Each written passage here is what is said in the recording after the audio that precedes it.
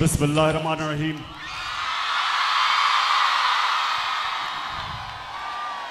अल्लाह तेरी इबादत करता हूँ, अल्लाह तेरे से मदद मांगता हूँ। सबसे पहले रहीम यार खान,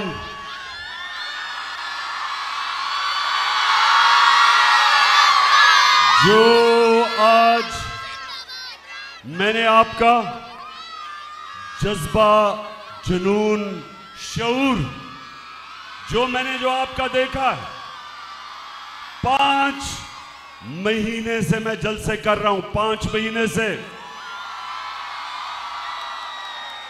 ये मेरा 51 जलसा है, लेकिन इस गर्मी में जो मैंने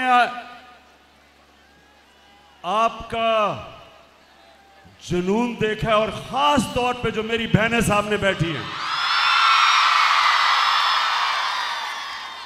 माशाल्लाह इतनी गर्मी में और इतनी देर आपको इंतजार करनी पड़ी, उसकी मैं माजरत करता हूं। वजह उसकी ये कि आज सारे पाकिस्तान में अवाम निकली हुई है आज सड़कों पे, और ये रहीम यार खान से जो मेरा खिताब है वो सारे पाकिस्तान में जा रहा है। तो उधर से दरखास्त आई थी कि 8 बजे से पहले तकरीर ना करना, क्योंकि लोग जमा हो रहे हैं। तो मैंने उनके लिए आपको इंतजार करवाई। मैं फिर से माजरत करता हूं आपके से, इस गर्मी में आप बैठे भी रहे, और जो माशाल्लाह मैं देख रहा हूं वहां से, जिस तरह फिर से आपके जज्बे और जुनून को सलाम पेश करता हूं। अच्छा रहीम यार खान, सबसे पहले हमारी कोशिश कि जो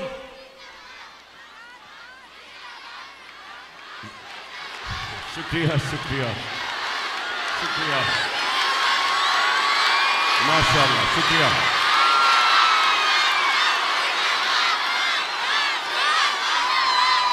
बहुत शुक्रिया आपका, बहुत शुक्रिया। मैं सिर्फ आज जो हमारे सैलाब में मुतासिर हमारी बहन भाई बच्चे जितने भी वो मुतासिर हैं, हम सबको जितनी भी हम कोशिश कर सके इनकी मदद करने के लिए, मैं अपने सारे पाकिस्तानियों को आज कहता हूं कि हम उनकी थोड़ी सी भी मदद करें या ज्यादा करें जरूर, क्योंकि वो मुश्किल में है।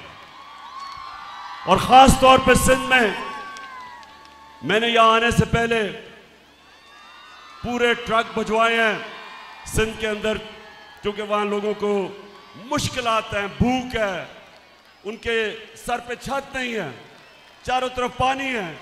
तो इंशाअल्लाह एक तो ये भिजवाए, और इंशाअल्लाह मैंने पैसे इकट्ठे किए हैं 3 टेलीथॉन में, और आपको खुशी होगी कि 3 यानी 8 घंटे में पाकिस्तानियों ने 14 अरब रुपया, 1400 करोड़ रुपया दिया मुझे।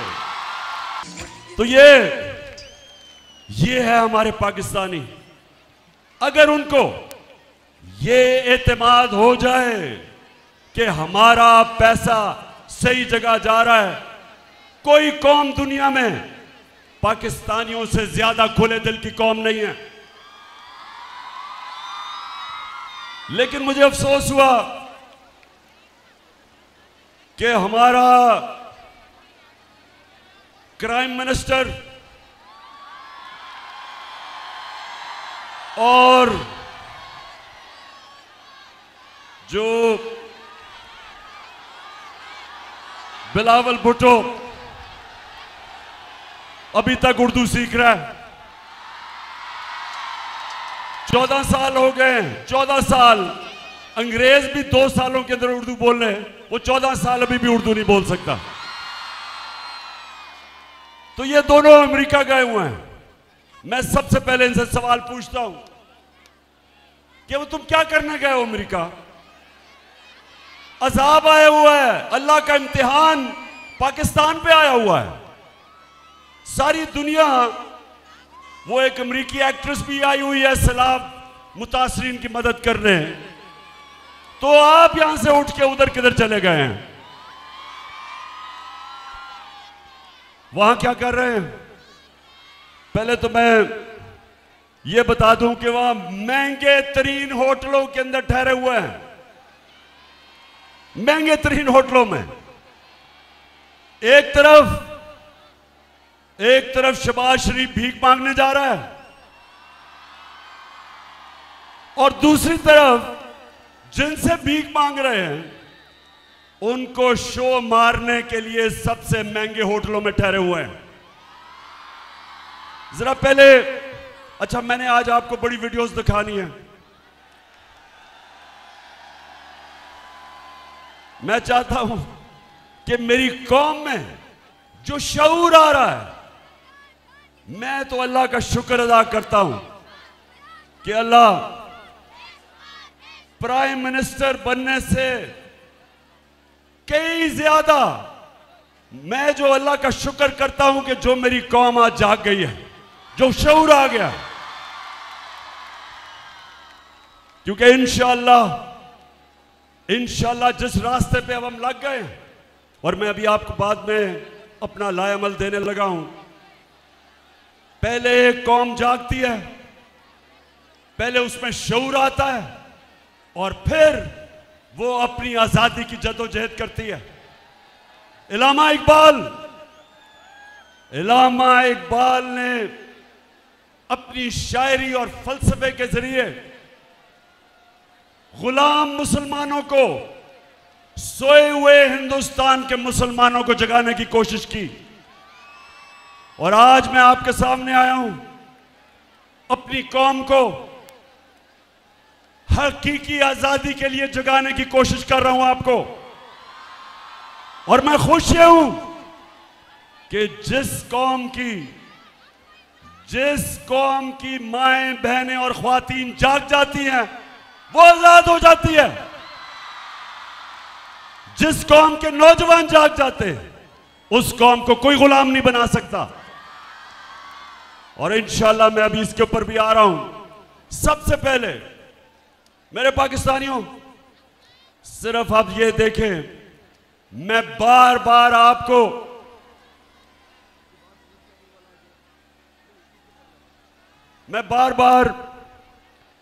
आपको एक बताना चाहता हूं कि आप एक अजीम कौम हो।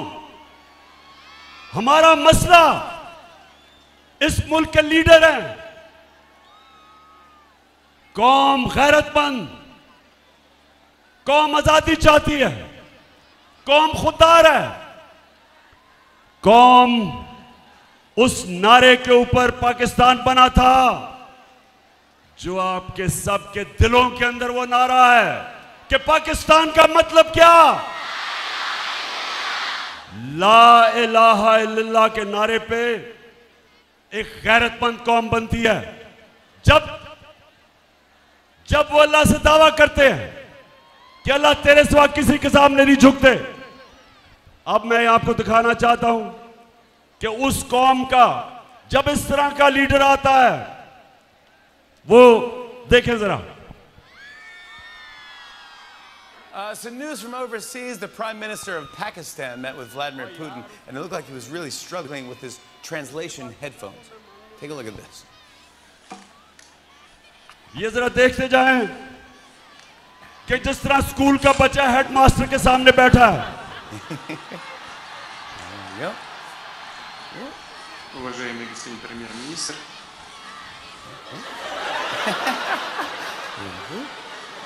काम पे टांग रही है।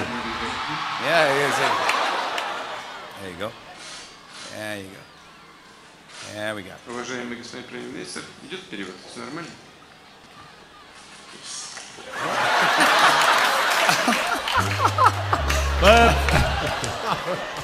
That guy is the leader of 220 million people. I just want to let you know.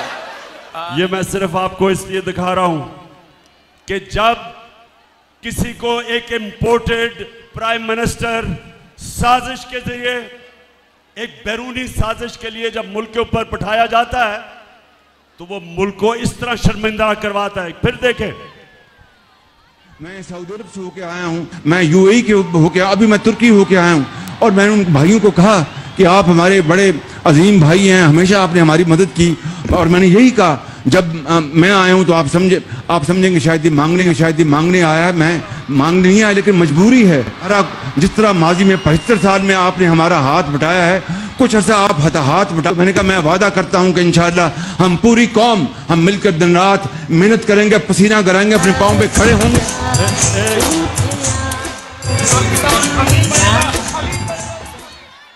अब सुनो,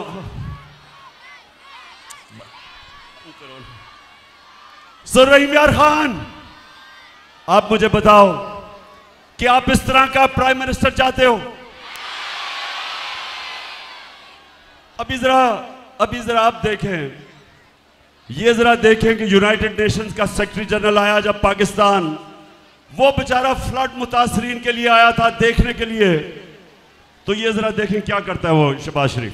thank you very much general secretary, and I assure you whatever support we get from your institution and through your institution, I give you my word of honor, along with all these ladies and gentlemen sitting on this table, ministers, general officers, government officials, ladies and gentlemen, that every penny we get from you or from wherever, we will spend it most transparently and in the interest of these.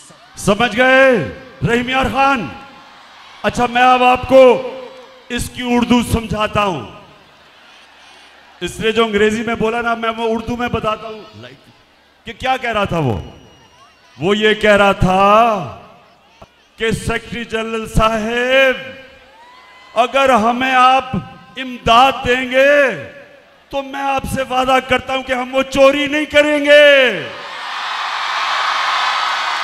वो आपसे वादा करते हैं क्योंकि secretary general साहब आप पैसा दे रहे हैं तो अब हम ईमानदारी से खर्च करेंगे, पहले चोरी करते थे।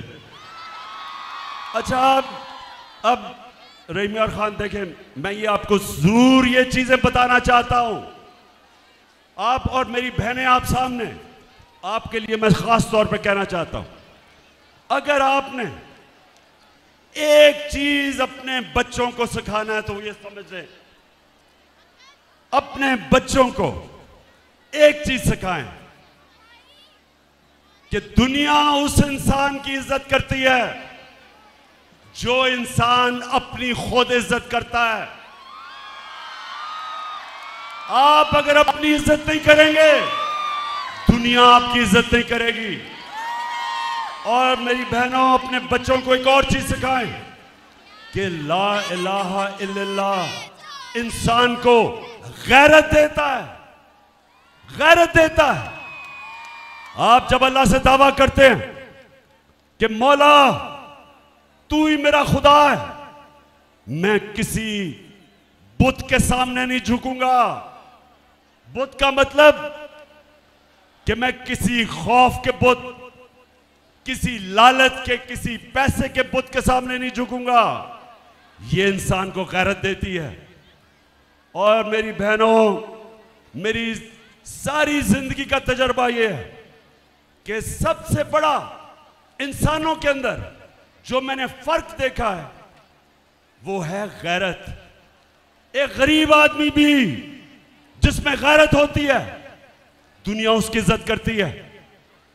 और अरबोपति, इस तरह का प्राइम मिनिस्टर अरबोपति की कोई इज्जत नहीं करता जो अपनी इज्जत नहीं करता, जिसमें गैरत नहीं होती। अब ये देखें, ये जरा अब आपने गौर से देखना है, बतिया बंद करें। ये देखें कि ये अब अमेरिका में जाके हमारा करोड़ों रुपया खर्च किया और अमेरिका में जाके ये क्या कह रहा है, ये जरा इंटरव्यू सुना अंग्रेजी में, फिर मैं आपको उर्दू में बताता हूं क्या कह रहा है। Relief. Unless we get substantial relief, how can the world expect from us to stand on our own feet? It is simply impossible, next to impossible. The world has to stand by us. And there is a yawn are asked and what is available. Please, through your cameras, have this yawning gap bridged, and bridged very quickly. The epidemic. It is waiting for us. Please help us in... क्या कह रहा है? Interview दे रहा, सुना जरा। मेरी बहनों, मुझे पता बड़ी गर्मी है, लेकिन सुनना जरूरी है, आप में बड़ा सब्र है। एक इंटरव्यू दे रहा है, अमेरिका जाने की जरूरत नहीं थी वो इंटरव्यू देने के लिए। वहां जाके उसको कह रहा है कि हमारे मुल्क के हालात बहुत बुरे हैं, खुदा के वास्ते हमें पैसा दिलवा दो। वो जो भी आप देख रहे थे, वो तो बेचारी इंटरव्यू लेने वाली है, उससे कहता है कि अपनी चैनल के जरिए लोगों को कहो कि हमें पैसे की जरूरत है, हमारा दिवालिया निकल गया। मैं इसलिए ये आपको चीजें दिखा रहा हूं कि ये होता है जब एक मुल्क के ऊपर एक मसनूई लीडर बैठा दिया जाता है। इसको क्यों लेके आए?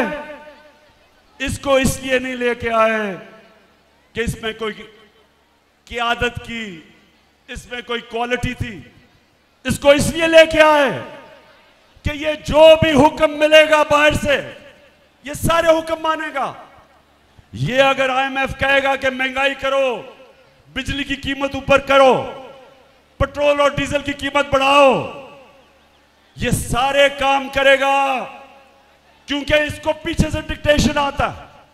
और ये करेगा क्या कि बाहर की दुनिया पे जाके इमदाद लेगा कि जी हमें पैसे दे दो, हम मारे गए। तो रहीम यार खान, मैं जब आपको हकीकी आजादी के लिए खड़ा कर रहा हूं, मेरा मकसद क्या है कि अगर हमारी कौम खड़ी ना हुई और इसी तरह के चोर हमारे ऊपर मुसल्लत रहे, तो रहीम यार खान ये याद रखो, इस मुल्क का कोई मुस्तकबिल नहीं है।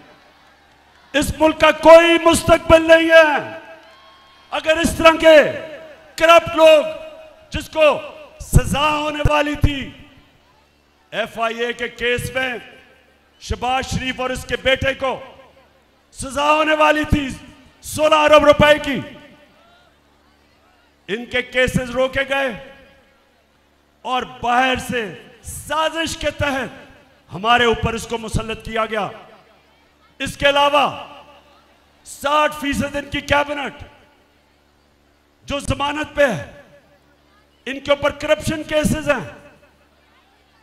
एक तरफ दुनिया से भीख मांग रहे हैं, एक तरफ सिंध में सैलाब आया हुआ है, एक तरफ हम कह रहे हैं कि हमारे पास पैसे नहीं हैं, और दूसरी तरफ ये जो कैबिनेट आई है और ये जो इंपोर्टेड हुकूमत आई है, इन्होंने नैब का कानून बदल के इस कौम का 1100 अरब रुपया माफ करवाया है।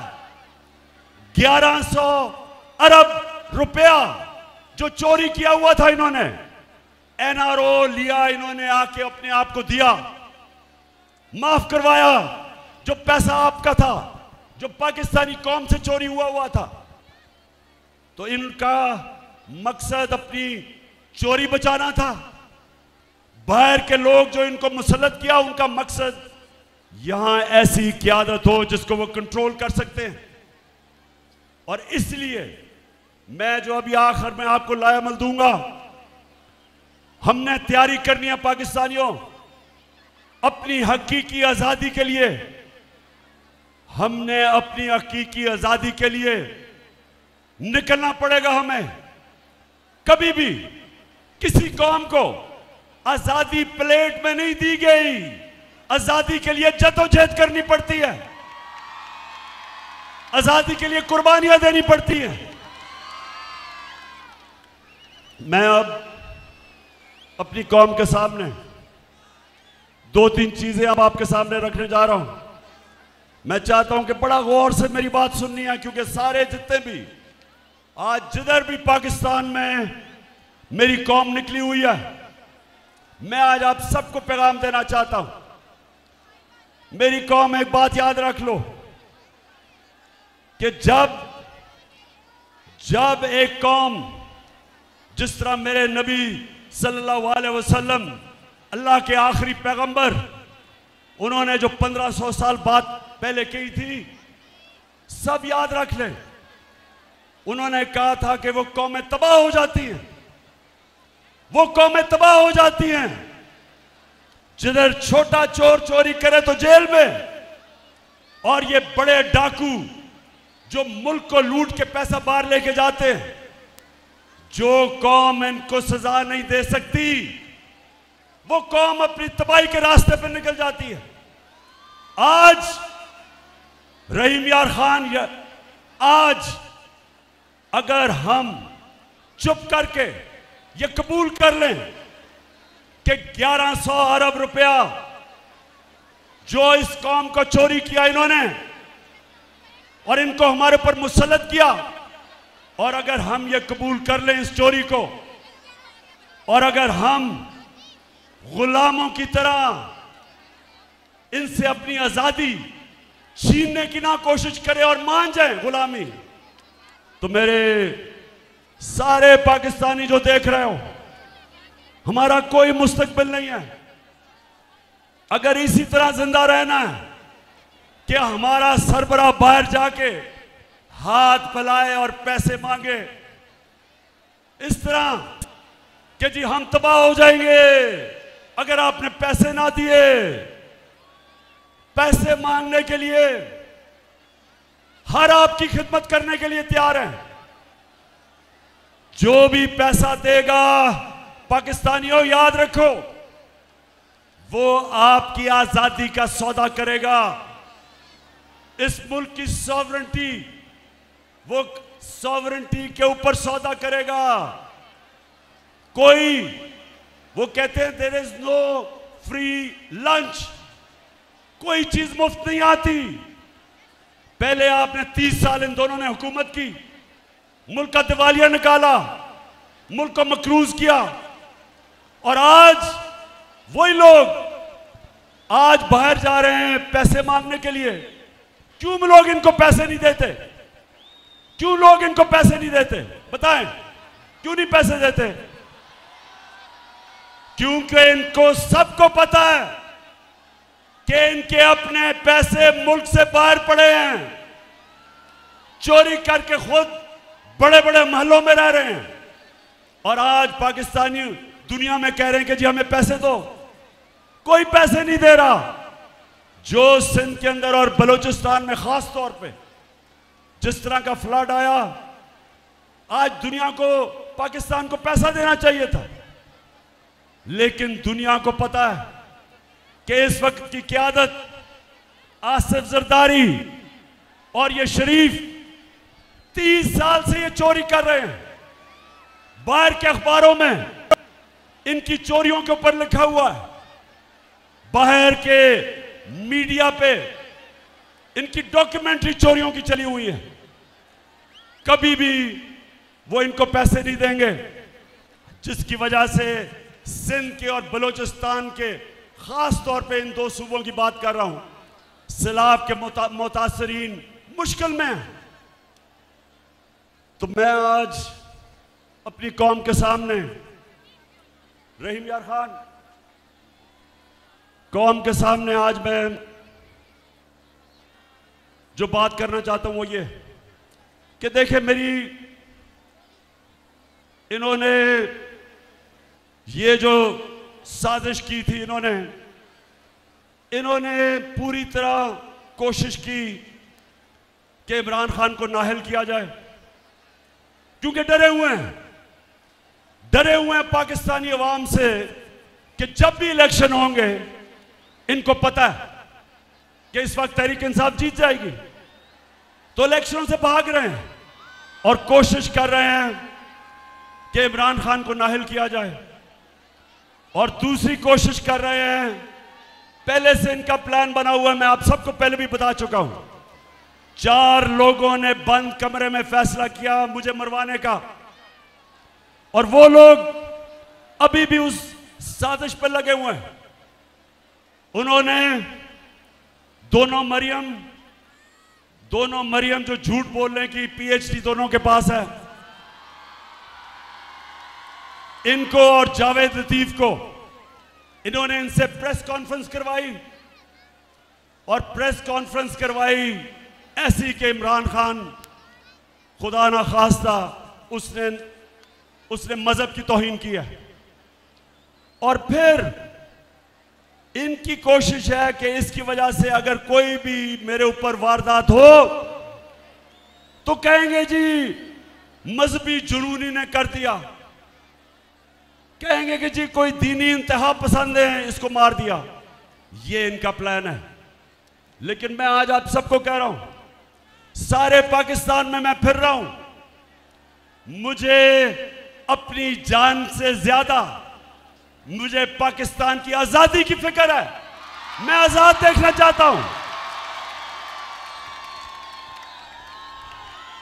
मैं रहीम यार खान सुन लो, सारा पाकिस्तान सुन लो, मैं आज आपको कह दूं कि एक तो मेरा ईमान है अल्लाह पे, ला इलाहा इल्लल्लाह। मेरा ईमान है कि जब तक अल्लाह फैसला नहीं करता इंसान दुनिया से नहीं जाता। दूसरा, मेरा ये ईमान है कि मौत बेहतर है गुलामी से, इससे बेहतर है मर जाओ गुलाम रहने से। तो रहीम यार खान, ये सुन ले आप कि ये जो साजिश है, ये साजिश कौन कर रहे हैं? ये वो लोग जो अपनी अना के लिए, अना और अपने करप्शन के कैदी हैं, गुलाम हैं अपनी करप्शन और अना के। ये मुल्क से बाहर रहते हैं, पाकिस्तान आते हैं गवर्नमेंट करने के लिए, पैसा यहां से लूटते हैं और मुल्क से बाहर चले जाते हैं। ये वो लोग हैं। इनके साथ एक साजिशी टोला मिल के कोशिश कर रहा है, पूरी मुल्क के कोशिश कर रहा है कि हम इन चोरों की गुलामी करें। तो मैं आज अपनी सारी कौम के सामने कहता हूं कि अगर मुझे अल्लाह पे यकीन है कि जिंदगी मौत उसके हाथ में है, इज्जत जिल्लत उसके हाथ में है, रिस्क उसके हाथ में है, तो मैं अपनी सारी कौम को कहता हूं कि आप भी सब खौफ के बुत को तोड़ दो, खौफ की जंजीरें तोड़ दो। सारी कौम को मैं कहता हूं कि आप तैयारी करें, आप मेरी कॉल की तैयारी करें, क्योंकि मैंने फैसला किया है कि मैंने किसी सूरत इन चोरों को किसी सूरत कबूल नहीं करना। रहीम यार खान, जो आज हो रहा है, हर रोज हम सुनते हैं कि इनके केसेस माफ हो रहे हैं। अब हम ये सुन रहे हैं कि इसहाक डार पाकिस्तान आने वाला है। वो इसहाक डार जिसने हुदैबा पेपर मिल में गवाही दी हुई है कि वो शरीफ खानदान का यहां से पैसा मनी लॉन्डर होके बाहर जाता था। लंदन में काजी फैमिली थी, उसके जरिए फिर वापस पैसा आता था रेमिटेंस के नाम पे। बीबीसी की एक फिल्म बनी है इस पे, इसके ऊपर पूरी तफ्तीश हुई है। इसने खुद बयान दिया हुआ है कि मैं इस मुल्क से शरीफ खानदान के लिए मनी लॉन्ड्रिंग करके फिर वहां से पैसा लेके आता था रेमिटेंसेस दिखा के। उसके बाद ये नून लीग की हुकूमत थी, जब नून लीग की हुकूमत में या प्राइम मिनिस्टर के जहाज में मुल्क से बाहर भागा। हमारी तो हुकूमत ही नहीं थी, अदलिया आजाद थी। किस चीज से इसको डर था? इसको डर था कि इसके पाकिस्तान से बाहर इसके और इसके बच्चों के पैसे पड़े हैं, जायदादें पड़ी हैं, इसलिए मुल्क से बाहर भागा था।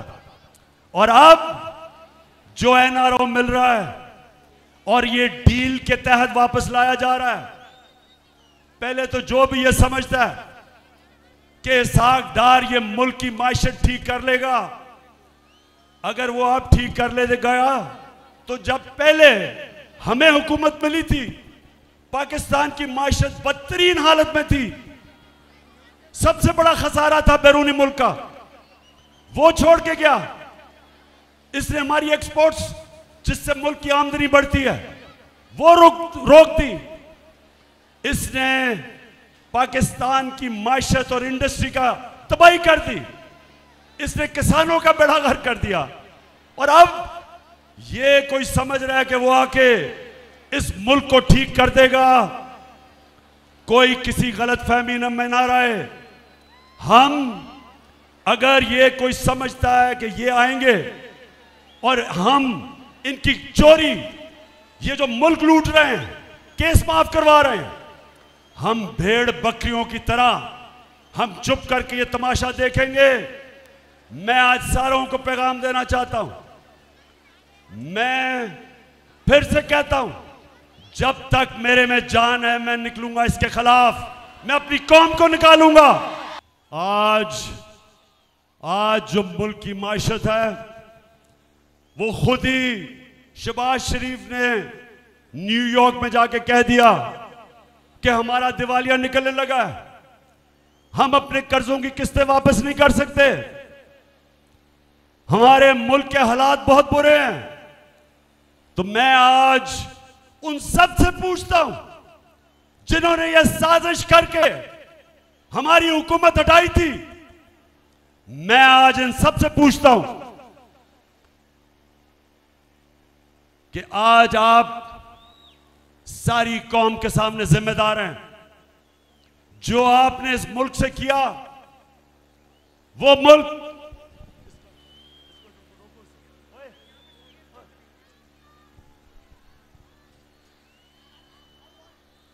मुल्क या ऊपर जरा ज्यादा बड़ा जलसा हो रहा है इसलिए मैं इनको जरा कंट्रोल कर रहा हूं। वो मुल्क, सुने जरा, हमारी जो मायशत थी, हमारे तीसरे और चौथे साल में 17 साल के बाद हमारी मायशत की बेहतरीन परफॉर्मेंस थी। 5.6% तीसरे साल और 6% चौथे साल हमारी मायशत तरक्की कर रही थी। 17 साल के बाद हमारी इंडस्ट्री ऊपर आ रही थी।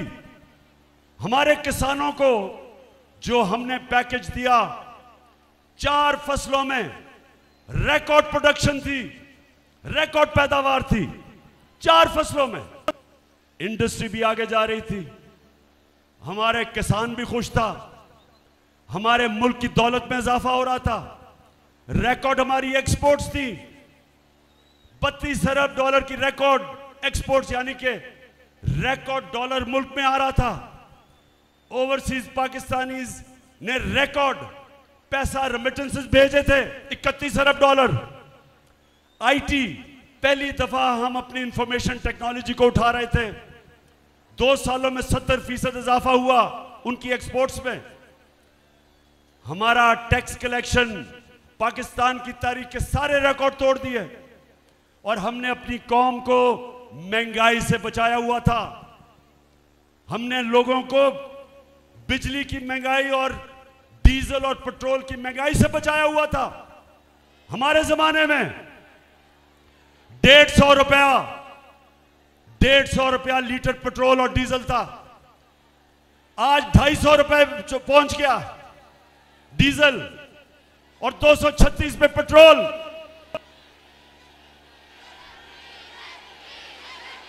बिल्कुल बिल्कुल, माशाल्लाह बड़ा शऊर है आप में। 250 रुपया फजल रहमान का लीटर पे पहुंच गया। तो पाकिस्तान में हमने महंगाई भी रोकी, हमने हेल्थ कार्ड लेके आए। पहली दफा मुल्क में 10 लाख रुपए की हेल्थ इंश्योरेंस हर खानदान के लिए पंजाब में और केपी में, कि किसी भी अस्पताल में जाके लोग अपना, कोई भी गरीब आदमी प्राइवेट हॉस्पिटल में मुफ्त इलाज करवा सकता था। एहसास प्रोग्राम हमारा, सस्ते कर्जे, सूद के बगैर कर्जे घर बनाने में, किसानों के लिए कर्जे, छोटे दुकानदारों के लिए, छोटे सरमायाकारों के लिए। तो मैं ये सवाल पूछता हूं कि जब एक मुल्क मुश्किल हालात में तरक्की कर रहा था, कोरोना के बावजूद जो सारी दुनिया में कोरोना का अजाब आया, दुनिया ने माना कि पाकिस्तान 190 मुल्कों में से टॉप 3 मुल्क था। पाकिस्तान उन टॉप 3 मुल्कों में था जिन्होंने कोरोना को भी संभाला, अपने गुर्बत भी, गरीबों को संभाला, उन्होंने अपनी माशरत भी बचाई। ये इंटरनेशनली माना जाता है। तो मैं सवाल पूछता हूं कि वो हुकूमत को गिरा के और ये चोरों को ऊपर मुसल्लत करके, जिन्होंने आपके सामने आज, वो मैंने दिखाया भी था, बस रोया ही नहीं सिर्फ शहबाज शरीफ उस औरत के सामने, पैसे दे दो जी, मैं मर गया, तबाह हो गया, मुल्क तबाह हो गया। जरा एक दफा वो फिर से चलाएं तो सही, वो शहबाज शरीफ का, ये जरा फिर से शुरू से इंटरव्यू दिखाएं, ये जरा गौर से देखें, मैं फिर उर्दू में बताऊंगा कि ये क्या कह रहा है, जरा ये देखें तो सही। Relief, unless we get substantial relief, how can the world expect from us to stand on our own feet? It is simply impossible, next to impossible. The world has to stand by us. And there is a yawn are asked and what is available. Please, through your cameras, have this yawning gap bridged, and bridged very quickly. The epidemic, it's waiting for us. Please help us in. सुन लिया, please help us, खुदा के वास्ते हमारी मदद करो। वो बेचारी, वो मेरी बहनों, आपने देखा था वो बेचारी औरत की आंखों में आंसू ही आ गए कि मैं खुदा के वास्ते प्लीज मेरी मदद करो। शहबाज शरीफ बड़ी जल्दी थी इख्तिदार में आने के लिए, बड़ी देर से अचकन सलवाई हुई थी, बड़ा शौक था कि किसी तरह शहबाज शरीफ प्राइम मिनिस्टर बन जाए। बेशक बैरून मुल्क के साथ मिलके साजिश करके एक मुल्क जो बड़ी देर के बाद बेहतरीन रास्ते पे चल रहा था, इनकी अपनी इकोनॉमिक सर्वे, जो इनकी हुकूमत, जो वो किताब बताते हैं हर साल माइशत के ऊपर, उसके मुताबिक 17 साल के बाद पाकिस्तान की बेहतरीन तरक्की थी। उस हुकूमत को गिरा के ये आके अब दुनिया में वो कभी वो सेक्रेटरी जनरल का बाजू पकड़ लेता है कि खुदा के वास्ते पैसे दे दो, मैं चोरी नहीं करूंगा। उसके बाद जाके वो बेचारी औरत, उसके आंसू निकलने शुरू हो गए कि ओहो प्लीज मेरी मदद कर दे। तो पाकिस्तानियों, ये हमारा मुस्तकबिल नहीं है। हमारी कौम की बदकिस्मती क्या है कि वो मुल्क जिसका लीडर कायदे आजम मोहम्मद अली जिन्ना था, जिसका नजरियाती लीडर इल्लामा इकबाल थे, वो मुल्क का देखें सरबराह जाके बेकारियों की तरह जी मैं मांगने नहीं आया, मैं मजबूर हूं। तो मेरे पाकिस्तानियों, मैं इसलिए आज आपको सारी कौम को तैयार कर रहा हूं। मैं अभी आखिर में बताता हूं, लेकिन उससे पहले मैं आज पाकिस्तान की एस्टेब्लिशमेंट से पूछता हूं कि ये जो चोर अपने करप्शन के केसेस खत्म कर रहे हैं, क्या ये सिर्फ इमरान खान की जिम्मेदारी है कि इस मुल्क में करप्शन रोकी जाए? क्या आपकी जिम्मेदारी नहीं है? क्या आप ये जो देख रहे हैं मुल्क में कि चोर जो 30 साल से चोरी कर रहे हैं और केसेस करप्शन के इनके दौर में बने हुए हैं, इनके दौर के केसेस हैं, और वो आज आके बारी बारी सारे अपने केसेस खत्म करवा रहे हैं। और कौम को 1100 अरब रुपया जो कौम का चोरी किया हुआ था वो हजम कर रहे हैं। क्या मैं अकेला हूं? मैंने ठेका लिया हुआ इस मुल्क का कि करप्शन के खिलाफ लड़ूं? क्या और किसी की जिम्मेदारी नहीं है? हमारी एस्टेब्लिशमेंट कहती है ताकत उनके पास है, लेकिन वो कहते हैं हम तो न्यूट्रल हैं, हम तो किसी तरफ नहीं हैं। अल्लाह ने, सुन लो मेरी बात रहीम यार खान वालों, अल्लाह ने कुरान में वाज़े किया है, अमर बिल मारूफ वो नहीं अनिल मुनकर। हम सबको उसने कहा है कि अच्छाई के साथ खड़े हो और बुराई के खिलाफ जहाद करो। कहीं अल्लाह ने हमें इजाजत नहीं दी कि ना मैं अच्छाई के साथ हूं ना बुराई के साथ हूं, न्यूट्रल रहने की इजाजत नहीं दी। हुक्म है उसका, हमें अल्लाह का हुक्म है कि जब ये चोर जो मुल्क को लूट के भाग गए बाहर और अब आके अपने केसेस माफ करवा रहे हैं, डील के तहत, एनआरओ के तहत सारी कौम पे फर्ज है कि इनका खिलाफ खड़े हो, इनका मुकाबला करो, क्योंकि मेरे मौला ने कुरान में वाज़े कर दिया है कि मैं कभी किसी कौम की हालत नहीं बदलता। अल्लाह ने कहा है मैं कभी किसी कौम की हालत नहीं बदलता जब तक वो कौम खुद अपनी हालत बदलने की कोशिश ना करे।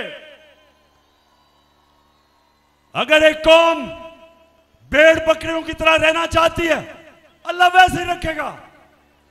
अगर एक कौम आजाद होना चाहती है, हकीकी आजादी चाहती है, और हकीकी आजादी का मतलब हकीकी जमहूरियत, हकीकी जमहूरियत इंसान को हकीकी आजादी देती है। इसके लिए इंसानों को जब से अल्लाह ने दुनिया बनाई है जद्दोजहद करनी पड़ती है। किसी जमहूरियत में यह नहीं होता कि जो इमरान खान और तहरीक इंसाफ की सहाफ़ी जो उनके लिए उनका मौक़िफ़ पेश करें, उनको धमकियां, उनके खिलाफ FIR, वो मुल्क से बाहर उनको भटका दो। जो चैनल इमरान खान का मौक़िफ़ पेश करे उसको बंद कर दो, उसके ऊपर हर किस्म की धमकियां दो।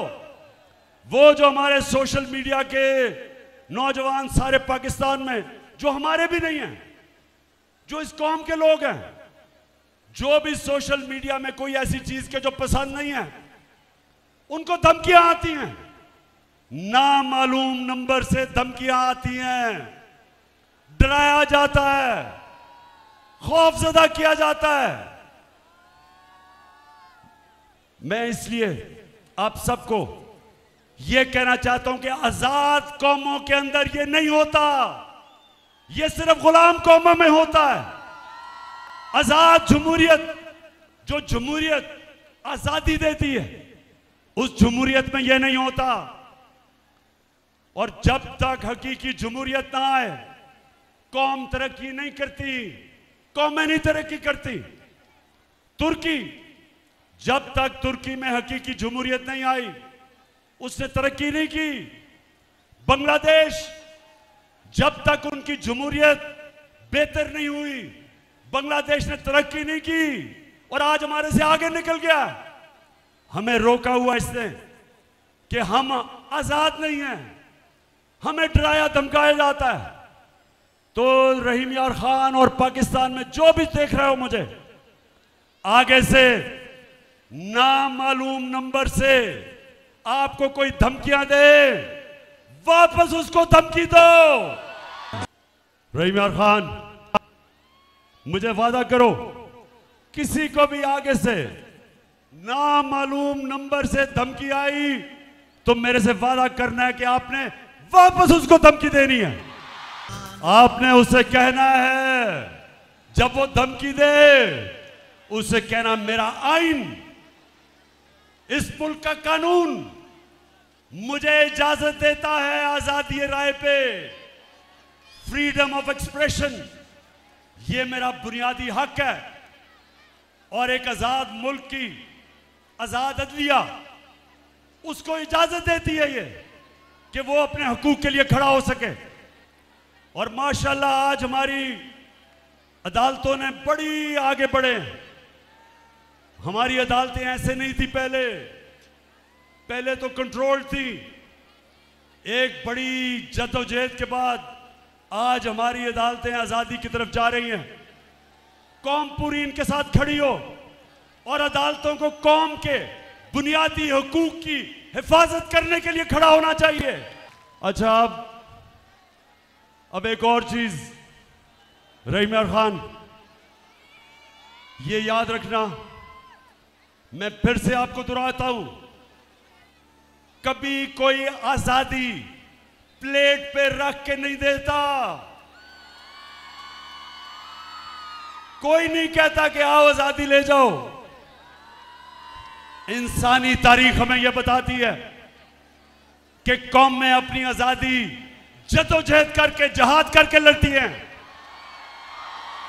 यह वक्त आ गया मेरे पाकिस्तानियों, यह वक्त आ गया कि हम अपनी आजादी लें। ये जो चोर, ये जो डाकू, ये जो हमारे ऊपर मुसल्लत किए गए हैं, ये जो एनआरओ वाले, ये जो बाहर बैठ जाते हैं, मुल्क से बाहर बड़े बड़े महलों में रहते हैं, मुल्क को लूटने आते हैं और चोरी करके फिर बाहर चले जाते हैं। वक्त आ गया है पाकिस्तानियों, इनके सामने खड़ा होना। मैंने सुना एक बहुत बड़ा कातिल मुजरिम जो आजकल इंटीरियर मिनिस्टर बनाया हुआ है, ये याद रखें, इस हुकूमत में आपको कोई बड़ा ओहदा नहीं मिल सकता जब तक आपने कोई बड़ा जुर्म ना किया हो। जितने बड़े मुजरिम उतने बड़े ओहदे। तो राना सनाउल्लाह को उन्होंने इंटीरियर मिनिस्टर बनाया। राना सनाउल्लाह कहता कि अब जब ये तहरीक इंसाफ का धरना होगा इस्लामाबाद में, तो कहता मैंने आंसू गैस के लिए तैयारी की हुई है और मैंने पैलेट गन्स, यानी पैलेट गन्स भी तैयार किए हुए हैं। मैं राना सनाउल्लाह पहले तो पूछता हूं, वैसे तुम्हारे में अकल तो है नहीं, लेकिन मैं फिर यह पूछता हूं कि मुल्क की बदकिस्मती देखो कि इस तरह का आदमी जिसको जेल में होना चाहिए, जो इनका अपना नून लीग का वजीर कहता है कि इसने 18 कत्ल किए हैं, वो आज हमें बता रहा है कि जमहूरियत क्या होती है। राना सनाउल्लाह, सबसे पहले ये मेरा हक है, मेरा जमहूरी हक है कि मैं पुरअमन एहतजाज करूं। जब हमारे जमाने में, मेरी गवर्नमेंट में, एक दफा कांपे टांगने वाली बिलावल, एक दफा वो बड़ा डराने आया हमें जी, कांपे टांग जाएंगी उसके धरने से। बड़ा सिंध से आया, पैसा खर्च किया, बेचारी सिंध कौम का पैसा वो भी खर्च करके पहुंचा इस्लामाबाद, तो पता चला कि अपनी कांपे टांग गई। कोई रुकावट नहीं थी उसके रास्ते में, कोई टीयर गैस शेलिंग नहीं हुई, कोई कंटेनर नहीं रखे, क्योंकि हम जमहूरियत में मानते हैं, हमने कोई नहीं रोका।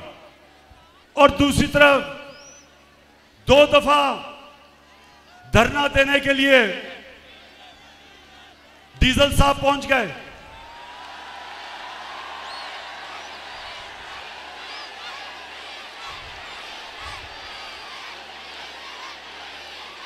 डीजल ने बड़ा डराया कि हुकूमत गिराने आ रहा हूं मैं। ऊपर से ये भी क्या, मुझे इशारा मिला कहीं से, तो डीजल पहुंच गया 2 दफा। उससे पूछो, एक रुकावट उसके सामने नहीं रखी, बल्कि डीजल को हमने कहा कि अगर खाने पीने की जरूरत होगी तो वो भी हम आपको दे देंगे धरने में।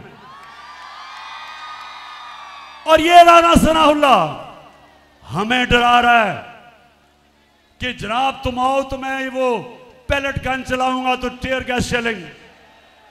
राना सनाउल्लाह, तुम और ये जो तुम्हारा डरपोक cherry blossom boot polish Shehbaz Sharif, तुम दोनों मेरे से सुन लो।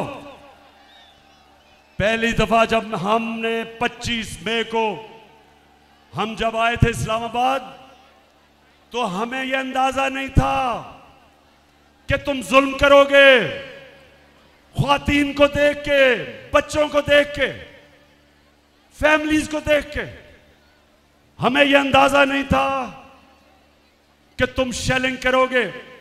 सारी हमारी पाकिस्तानी और इस्लामी रवायत के खिलाफ औरतों के ऊपर, बच्चों पे शेलिंग किया आपने। घरों में 2-2, 3 बजे लोगों के घरों में घुस के हरासा किया, डराया, धमकाया, जेल में डाला, हजारों लोगों को जेल में डाला। हमें अंदाजा नहीं था। अब राना सनाउल्लाह, अब कान खोल के सुन लो। इस बारी कप्तान पूरी प्लानिंग करके आएगा।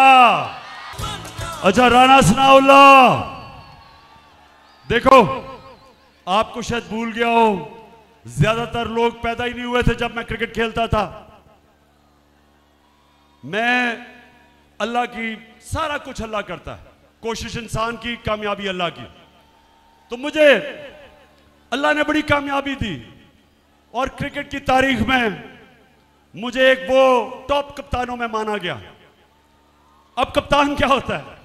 सिर्फ सारी खेलों के अंदर एक स्पोर्ट के अंदर कप्तानी की जरूरत होती है, बाकी कोच ज्यादा अहमियत कोच की होती है। सिर्फ क्रिकेट में कप्तान की जरूरत पड़ती है, क्योंकि उसको फैसले करने पड़ते हैं, वो फैसले जो किसी कप्तान को नहीं करने पड़ते। तो कप्तान की सबसे बड़ी क्वालिटी क्या होती है? वो सारा वक्त देख रहा होता है कि मेरा मुखालिफ क्या कर रहा है और मैं क्या करूंगा। मुझे तो पता है राना सनाउल्लाह ने क्या करना है, मुझे तो पता है राना सनाउल्लाह ने क्या करना है। राना सनाउल्लाह को नहीं पता मैंने क्या करना है। तो तैयारी कर लो।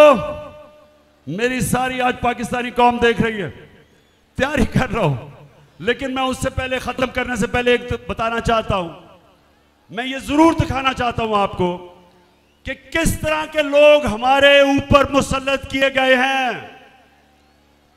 जो स्टार है, जो नवाज शरीफ की जो स्टार मानी जाती है, वो उसकी बेटी मरियम है। अब मरियम उसकी फैमिली में सबसे अक्लमंद समझी जाती है। अब जरा ये आप ये जरा देखें, ख्वातीन ये जरा गौर से देखें, ये पहले देखें कि जब मैंने कहा कि आपके लंदन में ये महंगे महंगे इलाके में 4 महलात किधर से आए, तो ये सुने क्या कहती है कि इस तरह मुझे लगा कि आप लोगों को बेवकूफ नहीं बना सकते। मेरी सेंट्रल लंदन में प्रॉपर्टीज तो दूर की बात है, मेरी पाकिस्तान में भी कोई प्रॉपर्टी नहीं है। मैं अपने वालिद के साथ है और मुझे समझ नहीं आई कि मेरी और मेरी वालदा की और बहन भाइयों की प्रॉपर्टीज ये कहाँ से निकाल के ले आए हैं। मेरे नाम पाकिस्तान में कोई प्रॉपर्टी नहीं है, ये तो इंग्लैंड की बात है। सुन लिया रमियार खान, सुन लिया? मेरे पास तो कोई प्रॉपर्टी ना, इंग्लैंड तो दूर की बात है। पाकिस्तान में मैं बेचारी, मुझे तो हर रोज घर ढूंढना पड़ता है, कोई छत मिल जाए। अब ये सुने, अब इस मरियम को नहीं पता था कि अल्लाह अल हक है, सच का खुदा है। कुरान में वो कहता है, मेरा ये वादा है कि सच आखिर में सबके सामने आएगा, उसका वादा है अल हक का। तो मरियम को नहीं पता था कि 4 साल के बाद एक इंटरनेशनल इंकशाफ होगा, एक इंटरनेशनल इंकशाफ, जिस इंकशाफ में बड़े बड़े दुनिया के मिनिस्टर और वजीर और प्राइम मिनिस्टर, उनकी जो प्रॉपर्टीज थी वो दुनिया में सामने आ गई, जिसको कहते हैं पैनामा पेपर्स। अब जब इंकशाफ हो गया तो मरियम के बड़े भाई या छोटा भाई, मुझे नहीं पता, वो क्या कहता है, जरा आप ये सुने। मैं इस बात को तस्लीम करता हूँ कि अल्हम्दुलिल्लाह पाक लैंड के ऊपर जो अपार्टमेंट्स हैं वो अल्हम्दुलिल्लाह हमारे हैं। मैं इस बात को तस्लीम करता हूं कि उनको ऑफशोर कंपनीज नेस्कॉल लिमिटेड और नीलसन लिमिटेड जो है उनको ओन करती हैं, और मैं आपको ये भी अर्ज करता हूं उनको होल्ड कर रही है इस वक्त मरियम नवाज शरीफ, मेरी हमशीरा जो है। ठीक है जी, सुन लिया रहीम यार खान, सुन लिया कि ना तो सिर्फ वो हमारी प्रॉपर्टीज हैं, वो मरियम नवाज के नाम पे खरीदी गई। अब आप बड़ा शऊर, मेरे वैसे माशाल्लाह बड़ा सब्र और शऊर से सुना आपने। अब मुझे ये बताएं कि अपनी बेटी के नाम पे उसने क्यों खरीदी, अपने नाम पे क्यों नहीं खरीदी? क्योंकि पैसा तो नवाज शरीफ का था। बताएं, मेरी बहनें बताएं आगे, क्यों अपने नाम पे नहीं खरीदी? क्योंकि चोरी का पैसा था, और चोरी आपकी थी। पाकिस्तानियों का पैसा चोरी करके लंदन ले गया था, और अब तैयारी कर रहे हैं पाकिस्तान वापस आने में।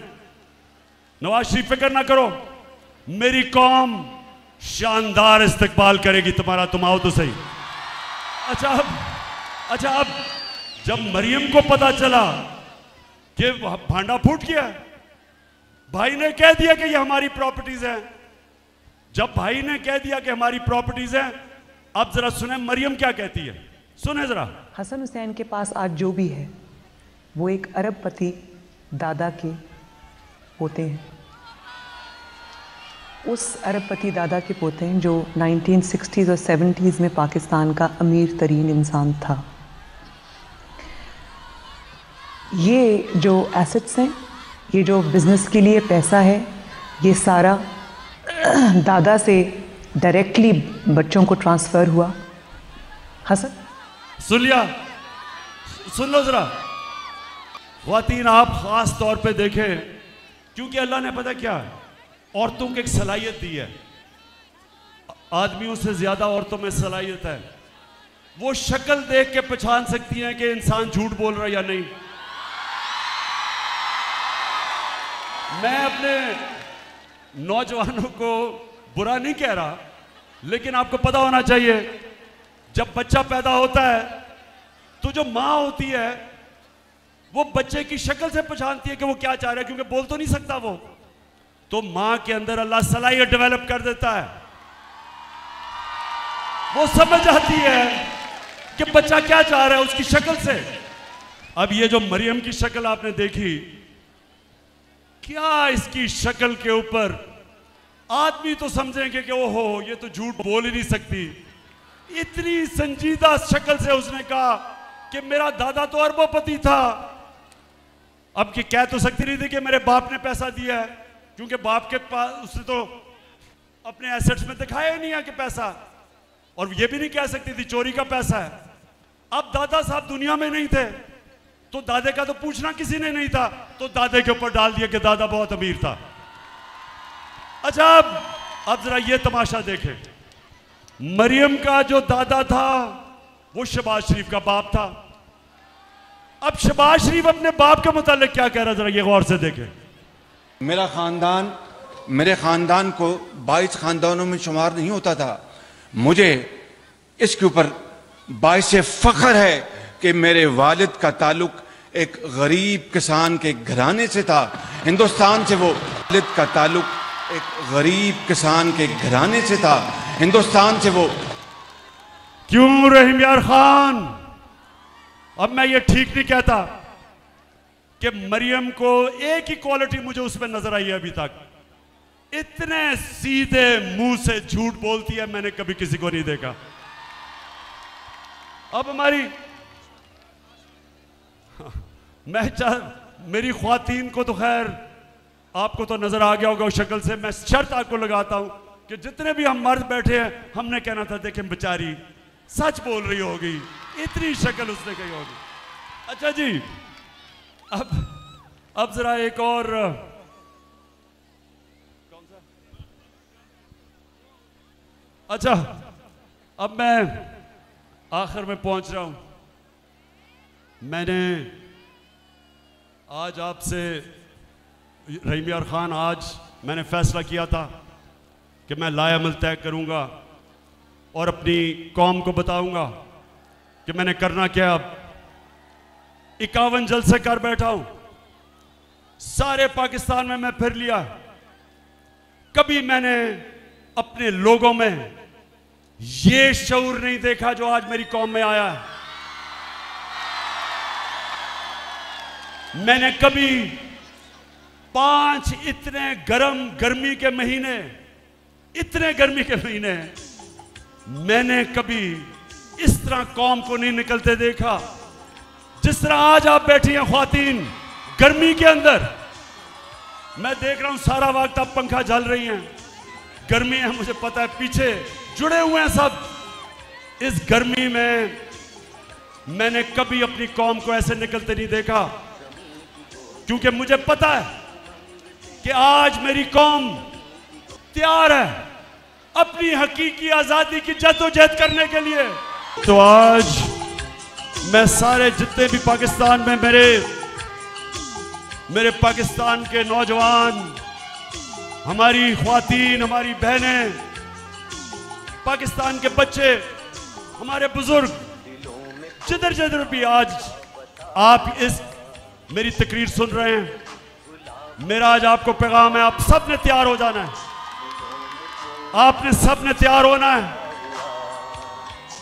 मैं आपको कॉल दूंगा, ज्यादा नोटिस नहीं दूंगा, कॉल तब दूंगा जब जो मेरे मुखालिफ हैं, जब वो समझेंगे कि इमरान खान पीछे हट गया, मैं तब कॉल दूंगा। और कॉल तब दूंगा जब मुझे पता होगा कि मेरी एक गेंद से तीनों की विकेटें गिरेंगी, तब दूंगा।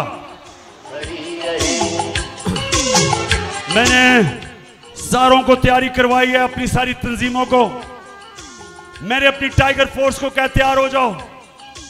मैंने आपकी तैयारी चेक कर रहा हूं, हर रोज मैं अपनी टीम की तैयारी चेक करता हूं, और जिस दिन मैंने समझा कि हम तैयार हैं और वो ज्यादा दूर नहीं है, इंशाल्लाह मैं आपको कॉल दूंगा। और वो जो कॉल होगी वो कॉल आखिरी कॉल होगी, उसके बाद कोई मार्च नहीं होगी, कोई धरना नहीं होगा, वो कॉल होगी पाकिस्तान को बचाने के लिए, पाकिस्तान को बचाने के लिए साफ और शफाफ इलेक्शन। अगर मैं चैलेंज करता हूं, कोई मुझे आज बता दे कि जिस तरह ये तेजी से मुल्क को तबाही की तरफ लेके जा रहे हैं, माशी बर्बादी की तरफ लेके जा रहे हैं, सिवाय साफ और शफाफ इलेक्शन के कोई दूसरा रास्ता पाकिस्तान के लिए नहीं। जब तक इलेक्शंस नहीं होते, सियासी इस्तेकाम नहीं आता, पॉलिटिकल स्टेबिलिटी नहीं आती, एक स्टेबल गवर्नमेंट नहीं आती, कोई नहीं रोक सकता जो माशी तौर पे पाकिस्तान नीचे जा रहा है। माशी इस्तेकाम आता है सियासी इस्तेकाम से। हम इलेक्शंस ये नहीं चाहते कि हमें इक़्तिदार चाहिए, हम इलेक्शंस इसलिए चाहते हैं कि ये मुल्क को तबाही की तरफ लेके जा रहे हैं, अवाम का माशी कत्ल कर रहे हैं, महंगाई में अवाम डूब रही है, चाहे वो किसान हो, चाहे वो सनतकार हो, चाहे वो घर में ख्वातीन देख रही हैं कि हर रोज कीमतें ऊपर जा रही हैं, बिजली के बिल नहीं लोग दे सकते, और अभी महंगाई और आनी है क्योंकि रुपया गिर रहा है। 33% पाकिस्तान का रुपया गिरा है, 33% इस मुल्क का रुपया गिरा है। इसका क्या मतलब है? आपके बैंक में जो पैसे पड़े हुए थे, अगर 100 रुपया था तो उसमें से 33 रुपए काट लें, 100 रुपए में से 33 रुपए कम हो गए। लेकिन अगर आपका पैसा आपके असासे मुल्क से बाहर पड़े हैं तो आपको 33% फायदा हो गया, आपके असासे ऊपर चले गए। और इसलिए मैं ये भी इस कौम को कहता हूं, कभी से इसके बाद कभी किसी पार्टी को वोट ना देना जिस पार्टी के सरबराह के पैसे और असासे मुल्क से बाहर पड़े हों, क्योंकि मुल्क में जब रुपया गिरता है उनको फायदा होता है, कौम को नुकसान होता है। और इसलिए अगर हमने मुल्क को इस तबाही से बचाना है, सिर्फ एक रास्ता है, साफ और शफाफ इलेक्शन। और हमारी जो तहरीक होगी, अब जब हम निकलेंगे इस बारी, जब तक साफ और शफाफ इलेक्शन की अनाउंसमेंट डेट नहीं मिलती, जब तक हमें तारीख नहीं मिलती, ये अब तहरीक रुकेगी नहीं। रहीम यार खान, आखिर में मुझे बताओ, आप तैयार हो? इंशाअल्लाह, इंशाअल्लाह। मैं फिर से सलाम करता हूं आपको, आपके जज्बे, जुनून और शऊर को। पाकिस्तान जिंदाबाद और रहीम यार खान जिंदाबाद।